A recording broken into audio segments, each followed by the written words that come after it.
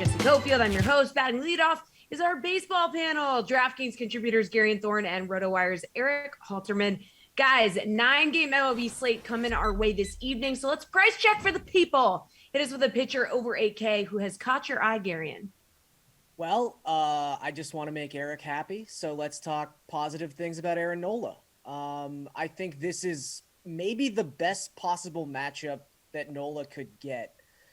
He's someone who hasn't been terrible against left-handed bats, but he's definitely struggled more with left-handed bats than with right-handed bats in 2021. And that's great news because the Marlins just don't have any good left-handed bats. Jazz Chisholm is a nice prospect, but his numbers have certainly fallen off since the beginning of April.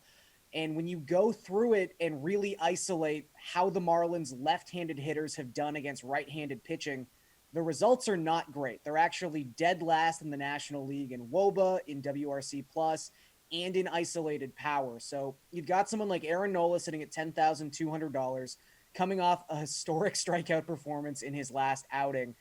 And he's got a 2.45 FIP and a 32% strikeout rate at home this season. So all of the splits are in Aaron Nola's favor. I'm not sure how he's not the most expensive pitcher on this slate, and the fact that he isn't opens up a little bit of value.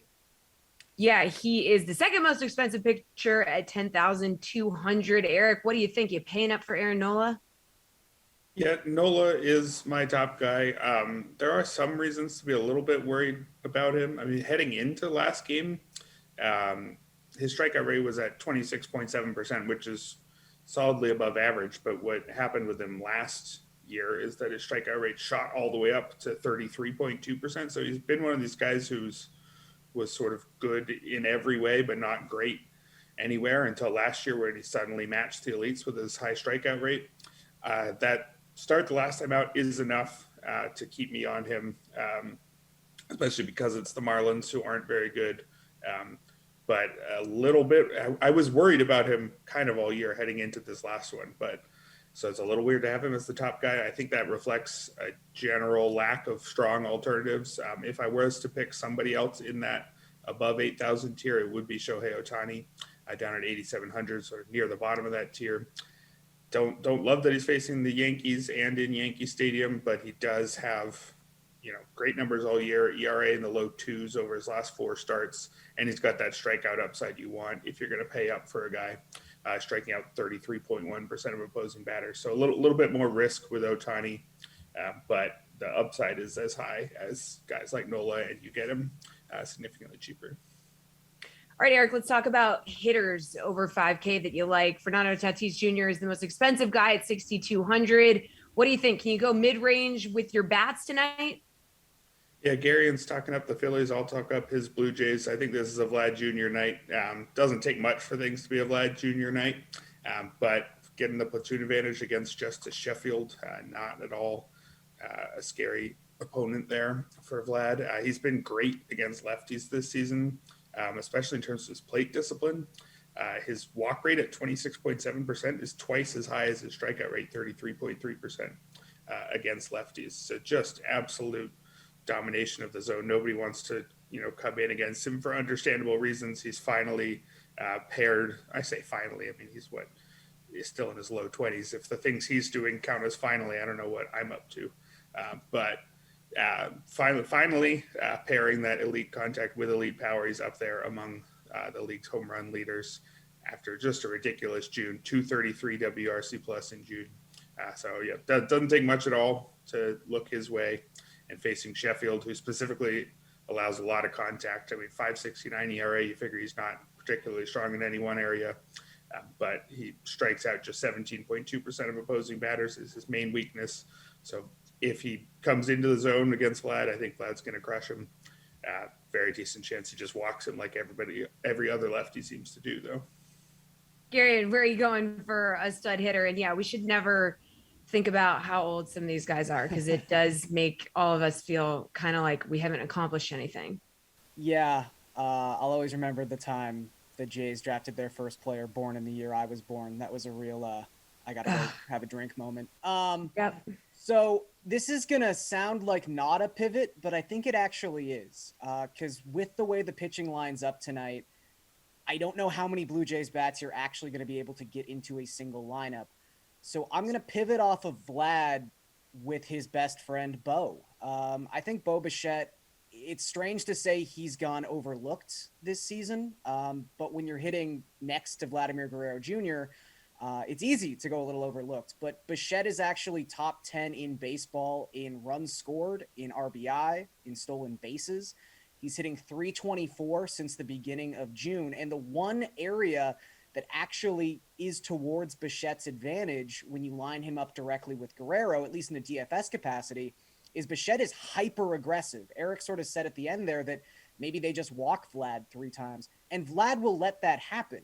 We don't like to hold actual real life skill against these guys in a DFS capacity, but I will always take someone who is aggressive over someone who is not, because I'd rather the guy try to hit a home run than walk 3 times. And Bichette is certainly aggressive. He does not like to take his walks. He has also been amazing against left-handed pitching so far this season. He's got a 1.046 OPS, a 183 WRC plus against lefties. And when it comes to his power, he is streaky. He tends to hit home runs in bunches, and he hit a 3-run home run last night. So I think Bichette might actually be a nice pivot off of Guerrero, because I don't think you're going to get a huge Jays stack into a lineup, so his ownership might actually be pretty underwhelming. All right, talk to me about value, Garion, like a cheap bat that you could put in there. Yeah, I think there's a couple guys in the Chicago White Sox lineup that scream value tonight.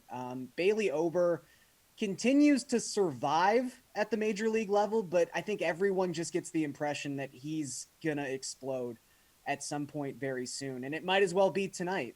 Left-handed batters in particular have absolutely crushed this guy so far. They're hitting above 400 in his 6th start major league sample. They have a 769 slugging percentage and a 529 WOBA off of this guy so far in 2021. And the nice thing about the White Sox is you've got a nice mix of expensive left-handed bats you can go to, whether that's Yoan Moncada or Yasmani Grandal. But then you've got guys like Brian Goodwin, who is just $3,000, is going to hit second in this lineup today.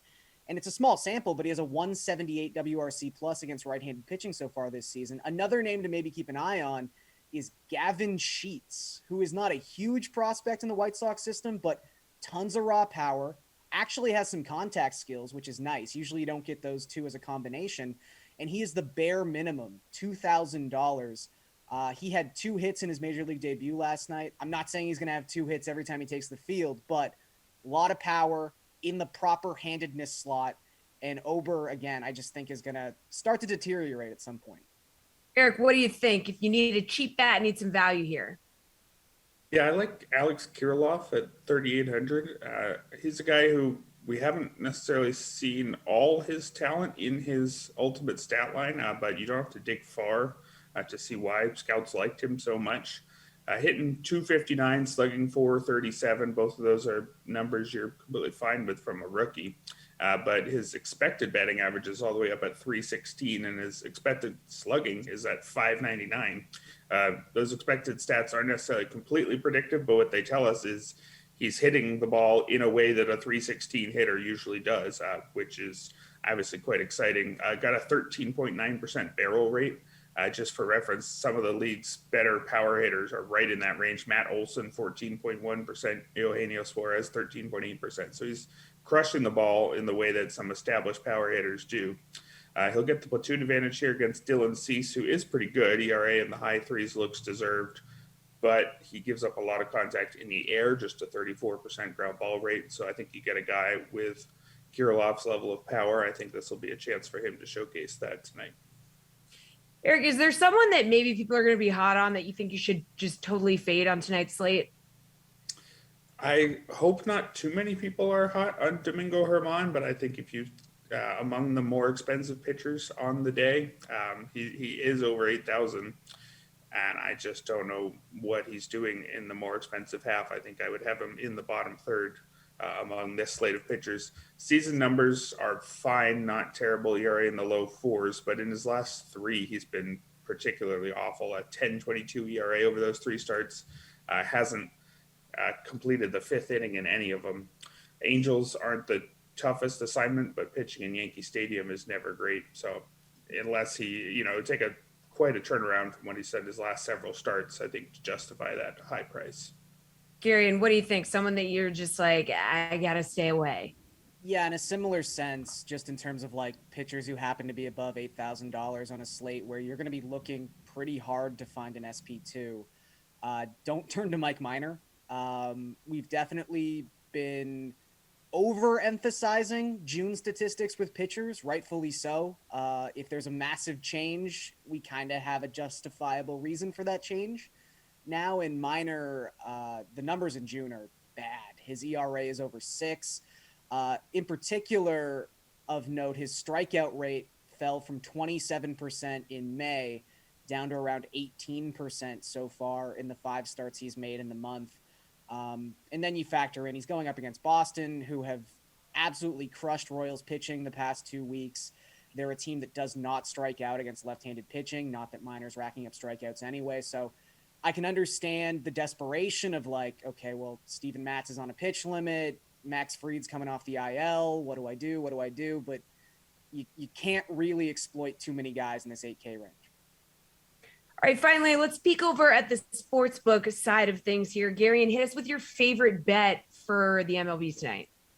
I'm going to go back to that White Sox game. I was a little surprised. They're only minus 134 favorites on the money line, despite the fact they're at home. I understand they're just 3-7 in their past 10 games. They've not been playing their best baseball. The lineup is a little bit beat up, although I do think Yoan Moncada is probably going to be back in the lineup for this game, and that's a huge element for them. But I just don't trust the Twins. Like, the Twins are 12.5 games back of the White Sox in the Central. Chicago has the 3rd best run differential in the American League. They're also 29-14 at home so far this season, and that's an important split because Dylan Cease, who's starting this game for the White Sox, has a 1.63 ERA when pitching at Guaranteed Rate Field in 2021. The White Sox are also 9-3 in Cease's past 12 starts, so they just tend to win when this guy takes the mound, and I think he has a pretty serious advantage over Bailey Ober. So I will take the White Sox in what I think is a pretty short line tonight. Erik, what bet are you taking?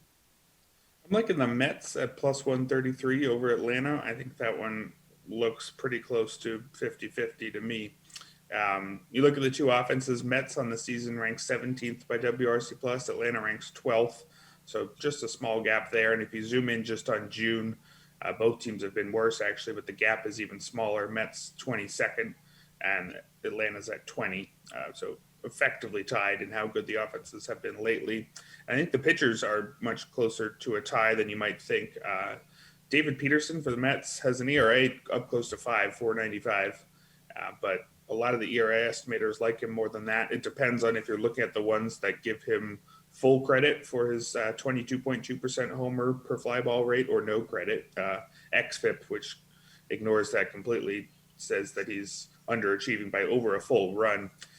Pitchers do own some of their homer per fly ball rate. That's, what percentage of the fly balls they give up clear the fence. If they give up harder contact, that number will be high. But it's also a number used to measure a lot of luck, and it seems like Peterson has some bad luck there. By strikeout rate, he's more or less average 24.8%.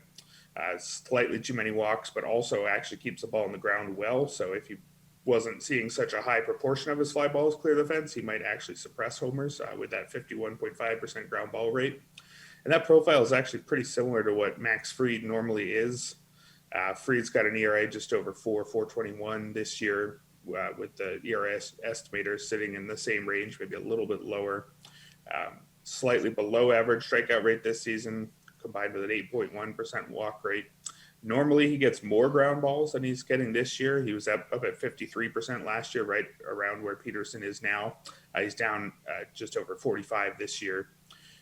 So not keeping the ball on the ground quite as well. Even when he does, though, again, he's not all that dissimilar to what Peterson's doing in terms of underlying numbers. So I think with a small gap on both sides of the ball, I think this should be a lot closer than plus 133 here.